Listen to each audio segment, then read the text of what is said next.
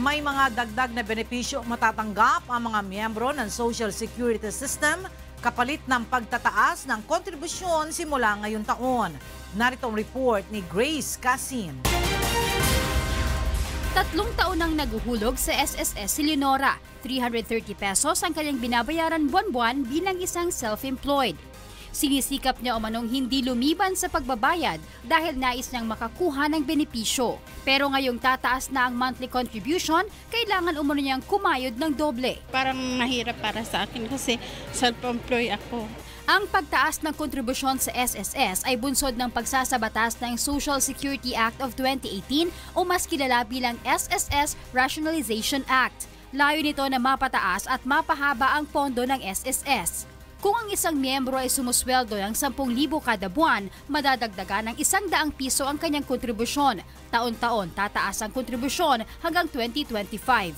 Ayon kay SSS Assistant Vice President for Media Affairs Luisa Sebastian, kapalit ng dagdag na kontribusyon ay dagdag na benepisyo. Dahil ngayon mabibigyan na umano ng tulong ang mga empleyado kapag biglang nagsara ang kanilang kumpanyang pinagtatrabahuhan. Yun yung pag-iipon mo para sa sarili mo, di ba? Pakikinabangan mo naman yun. Pag ikaw babae, manganganak ka, pag nag-pension ka, ikaw rin naman makikinabang. Tutol naman si Bayan Muna Party List Representative Carlo Zarate sa pagtataas ng kontribusyon sa SSS. Sa isang pahayag, sinabi nito na kung nakukolekta umano ng maayos ng SSS sa mga employer ang kontribusyon, hindi na kailangang itaas ang kontribusyon ng mga miyembro. Pero sagot naman ng SSS, Yun naman pong management of SSS, bukas po yung aming website. Anumang oras, nandyan yung transparency seal icon. So the financial statements of SSS, lahat po ng may kinalaman sa operasyon ng SSS, lahat naman may access. Ayos lang po yung basta may mga benepisyo pa rin po yung mga tao. Mahirap po magganyan pag hindi tataas yung sahod kasi mataas na yung mga bilihin natin ngayon. Okay lang naman po kasi may benefits naman tsaka magagamit naman po siya. Grace Casin, UNTV News and Rescue, Quezon City. Tututukan ni incumbent Muntinlupa Lone District Representative Rufi Biazon ang basic social services para sa kanyang nasasakupan sakaling muling mahalal sa darating na eleksyon.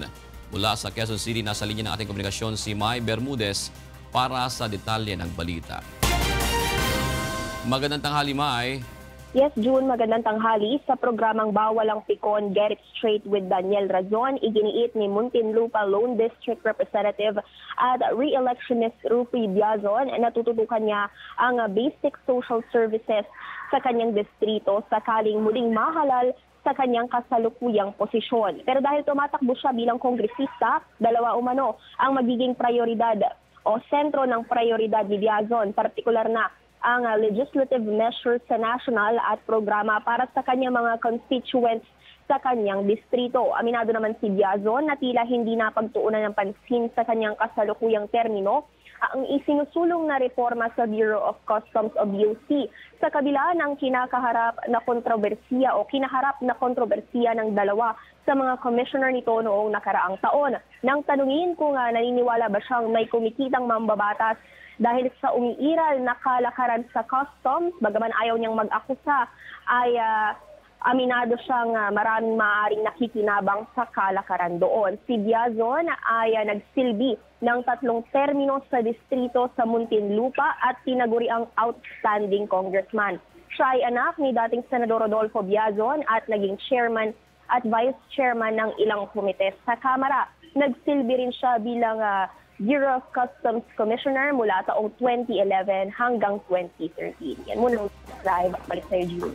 Maraming salamat, Mai Bermudez. Sa iba pang balita, nilagdaan na ni Pangulong Duterte ang Republic Act No. 11202 o batas na magpapahintulot sa mga consumer na panatilihin ang kanilang mobile number. Ito ay kahit pa magpalit ng telecommunications network o ng subscription plans mula prepaid to postpaid o vice versa. Nakasaad dito na hindi dapat lumagpas sa 48 hours ang porting process at wala ito dapat na bayad. Pagmumultahin ng nasa 10,000 pesos ang mobile service provider kung hindi agad may sasagawa ang porting. Samantalang nasa 40,000 hanggang 1 million pesos naman ang penalty bukod pa sa revocation ng franchise ng service provider kung tahasang tatanggihan ang pagpapatupad ng mobile number portability. Hinihikayat ng Department of Social Welfare and Development ang mga single parents sa bansa na kumuha ng solo parent ID para magamit ang kanilang benepisyo. Narito ang ulat ni Nestor Torres. Ipinatutupad na ngayon sa bawat barangay at bayan sa Bulacan ang pagkalap ng census sa lahat ng mga Soloferens upang maging miyembro ng Soloferens Foundation. Sa tala ng Provincial Social Welfare Development Office o PSWDO, mahigit 29,000 na ang Soloferens sa Bulacan at karamihan dito ay wala pang natatanggap na benepisyo mula sa pamahalaan. Sa pamamagitan ng Republic Act 8972 o Soloferens Welfare Act, lahat ng mga Soloferens ay mabibigyan ng benepisyo ng lokal na pamahalaan. Kabilang dito ang Educational Assistance o Scholarship Program para sa kanilang mga anak, training program ng TESDA, livelihood assistance, medical at hospital assistance sakaling magkasakit, at ang burial assistance. Yung Soloferens Welfare Act ng Republic Act 8972, dito nakapaloob yung mga pribilehiyo o benepisyo ng ating mga Soloferens. Meron po silang discount na nakukuha sa pagbili po ng gamot. Gayon din po sa mga ibang business establishment o mga restaurant. And then, priority rin sila ng provincial government sa mga livelihood program. Subalit ayon kay Lucy Alcantara, Vice President ng United Soloferens of the Philippines, nais nilang amyendahan ng pamahalaan ang batas. Ang gusto lang po sana namin, magkaroon na po yung buong Pilipinas. Kasi po, ngayon po, wala pong ngipin ang batas po ng Soloferens. Kaya po yung iyon ng amin pong hinahangad na pang-nasyonal na po ang ibigay sa aming benepisyo. Hinikayat ng DSWD ang mga Soloferens na kumuha ng Soloferens ID para magamit nila ang benepisyo na para sa kanila. Magsadya lamang sa Municipal Social Welfare Development Office sa kanilang mga bayan at magdala ng mga kinakailangang requirements gaya ng barangay certificate, proof of financial status, supporting documents, at birth certificate ng anak. Nestor Torres, UNTV News and Rescue, Bulacan. Mahigpit na binabantayan ngayon ang National Meat Inspection Service sa mga binibentang karne sa palengke kasunod ng African Swine Fever Scare. Narito ang ulat ni Mai Bermudez. Pansamantalang ipinagbawal ng pamahalaan ang pagpasok ng pork at pork products mula sa Vietnam dahil sa ulat ng kaso ng African Swine Fever.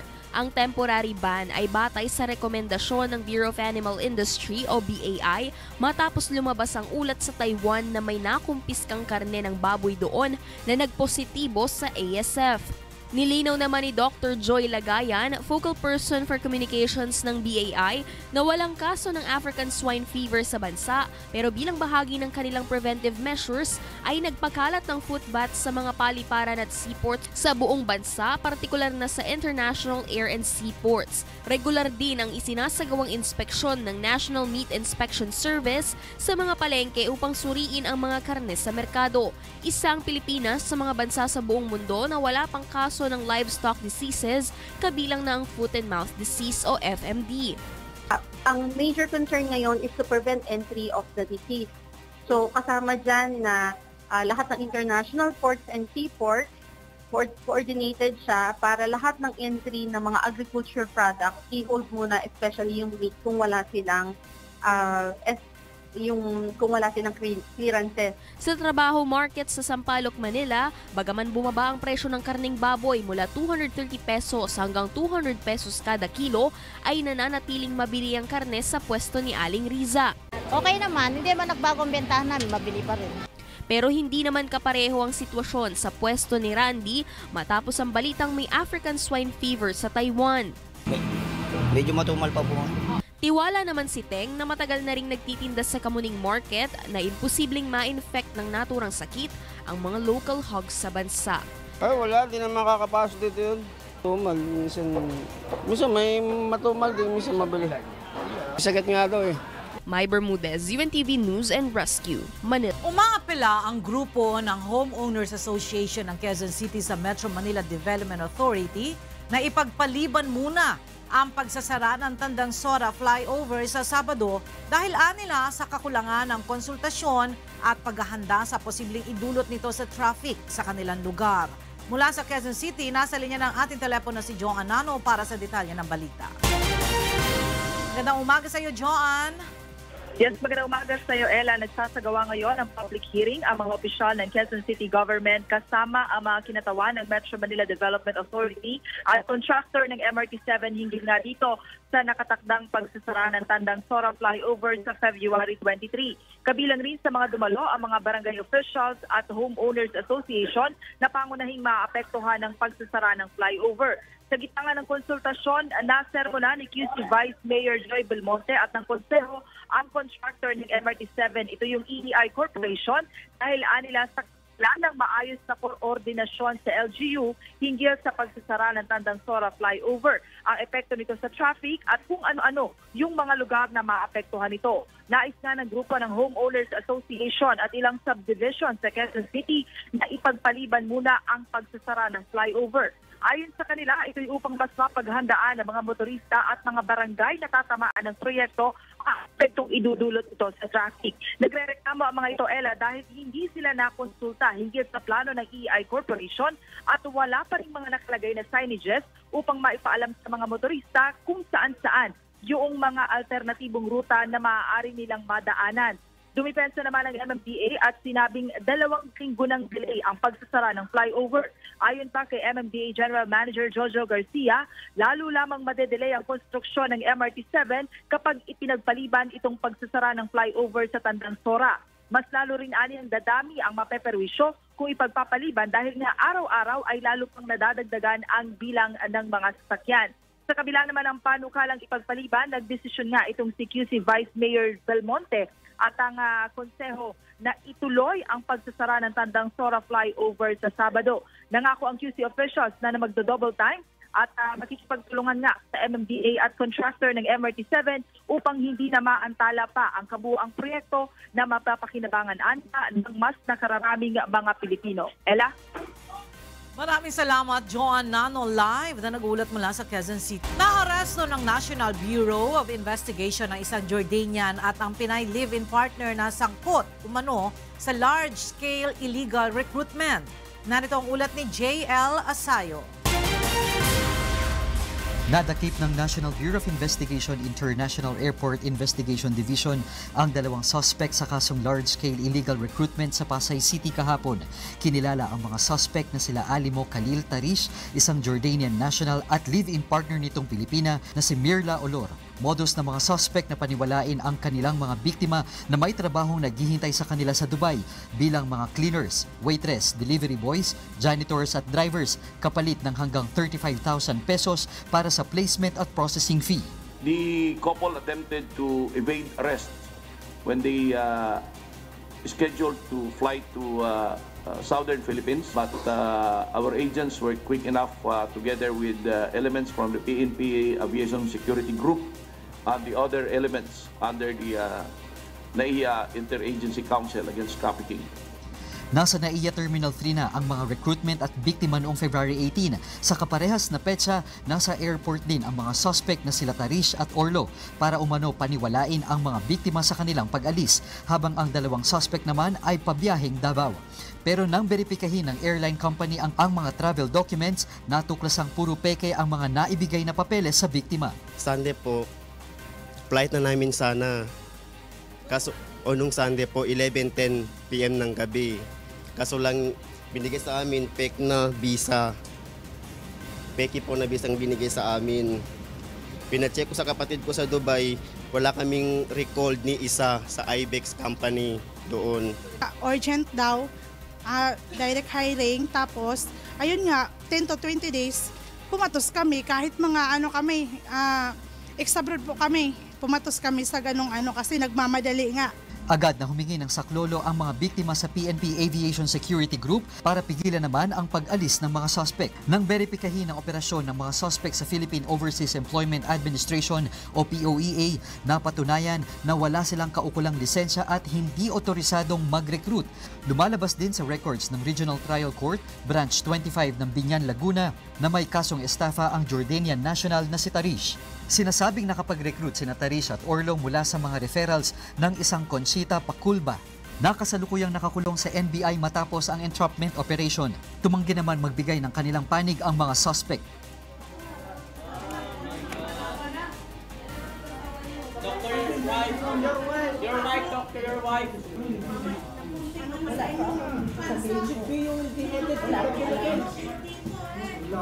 Mahigit 4 na milyong piso ang nakuha ng mga suspect sa 100 na biktima ng mga ito. Naghain na rin ang mga biktima ng reklamo at kasong paglabag sa Republic Act 8042 o ang Migrant Workers Act of 1995. JL Asayo, UNTV News and Rescue, Manila. Sasampahan ng kasong administratibo ng Philippine National Police Counterintelligence Task Force ang 2 pulis na nahuli na aktong umiinom ng alak sa isang pampublikong lugar. Narito ang report ni Leia Ilagan. Huli sa aktong umiinom ng alak sa isang karinderya sa 3rd Avenue, Barangay Socorro, Quezon City, ang 2 pulis na ito kagabi. Ayon kay Police Superintendent Renante Lamboho, tagapagsalita ng PNP Counterintelligence Task Force, nakakilala ang mga ito na sina SPO1 Franklin Nariz na naka-assign sa Maritime Group at si PO3 Tristan Calyao na naka-assign naman sa Headquarters Support Service sa Campo Crame. Aniya, noong Enero 9, ipinagbawal na ni Pangulong Rodrigo Duterte sa mga sundalo at pulis ang pag-inom ng alak sa mga pampublikong lugar kahit na hindi naka-uniforme. Namugaba ng direktiba si Chief PNP noong January 10, nagkandak na ng surveillance yung mga tropa. Umiikot-ikot na sa mga bars para ma-identify kung sino yung mga pulis na pupunta sa club o any public places. Ay yung dalawa nyo chance na pa nyo na-tsyempohan. Kaya ayun, nung binirify, hiningan sila ng ID nila, napag-produce naman sila ng PNP ID nila. Sinabi ni Lamboho na mahaharap ang 2 pulis sa kasong administratibo dahil sa paglabag sa Section 3.1 ng PNP Ethical Doctrine kaugnay ng pag-inom ng alak sa pampublikong lugar. So sa narinig ko kay Presidente, sabi niya na talagang grave misconduct for dismissal ito. Pero mag-adil ko naman sila ng tamang procedure. Panawagan ni Lamboho sa mga club at KTV owners, ipagbigay alam agad sa CITF sakaling may pulis na umiinom ng alak sa kanilang mga establishmento. Payo naman ito sa mga kabarong pulis. Kung nais na uminom ng alak ay gawin ito sa loob ng kanilang tahanan at huwag sa pampublikong lugar upang walang malabag ng mga patakaran. Leia Ilagan, UNTV News and Rescue, Campo Crame. Masisilayan na sa susunod na buwan ang kauna-unahang Pinoy wax figure sa Madame Tussauds sa Hong Kong. Narito ang ulat ni Ferdy Petalio. Masaya si 2015 Miss Universe Pia Wurtzbach nang makita ang pagsuporta ng ating mga kababayan sa pre-launching ng kanyang wax figure sa Kowloon Bay sa Hong Kong. Ikinatuwa rin ni Pia ang hindi pa rin nagbago na suporta ng ating mga kababayang Filipino kahit natapos na ang kanyang termino at naipasa na ang titulo. Very warm palagi. Yung level ng excitement, it's always the same. Like, kahit na nakailang beses na akong pumunta dito, as soon as I know that I'm gonna meet my fellow Filipinos, laging warm yung welcome and parang kayo magkakaibigan na matagal nang hindi nakikita. Ganun yung feeling. Ayon kay Jennifer Yu, dumaan sa kanilang mahigpit na pagsusuri ang pagpili kay Pia bilang kauna-unahang Pinoy na nagkaroon ng wax figure sa Madame Tussauds. We do want to select someone from Philippines, like whose character and like the impact are really iconic.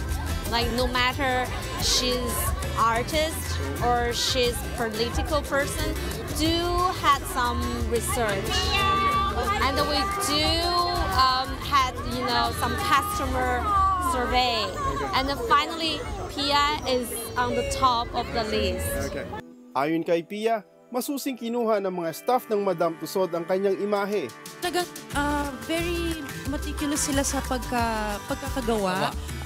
Yung hair color ko pa lang, lumabas muna kami ng building para sa natural light. Makuha talaga nila yung color ng buhok ko sa harap, sa likod, sa ilalim, sa pati yung eye color, pati yung smile ko, kumuha sila ng dental impression sa dentist ko sa CAD sa Manila. So talagang accurate na accurate siya.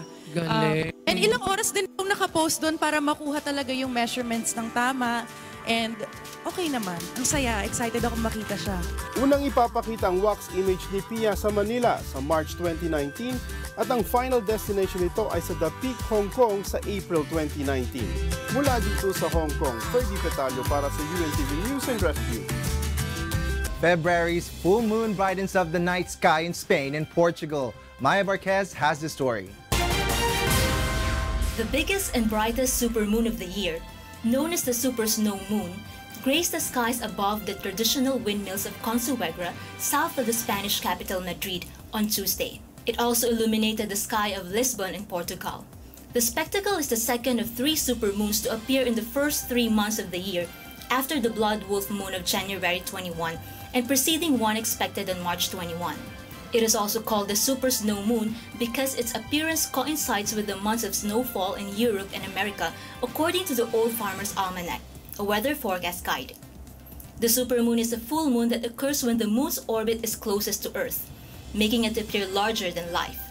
Maya Berquez, UNTV News and Rescue. Kasalukuyang tinatalakay ngayon sa Negros Occidental ang kahalagahan ng food safety sa isinasagawang Food Safety Summit. Mula sa Negros Occidental, narito ang report ni Lalaine Moreno live. Yes, Lalaine? Yes, Gladys, magandang tanghali. Nagalain-lain nga isyu nga may kaangtanan sa food safety ang ginstorihan subong nga adlaw sa ginhiwat nga duha ka adlaw nga Food Safety Summit 2019 sa Negros Occidental. Kaupo diri ang Food Safety Ordinance, pagpasanyog sa food business, food safety design sa kagang papel sang food safety sa tourism. Ang food safety ang isa na sa public issue nga nakaapekto sa food security kang ikaayong lawas sang tawo. Isa sa mga rason sini ang pagsaka sa demand sa pagkaon, food consumption, pagdamo sa mga turista kag food processing. Samtang ginaingganyo naman ng mga food establishment o kon restaurants nga magsunod sa food safety standards agud malikawan ng food poisoning sa mga consumer. Mapasaka ang ginansya kag ang obra.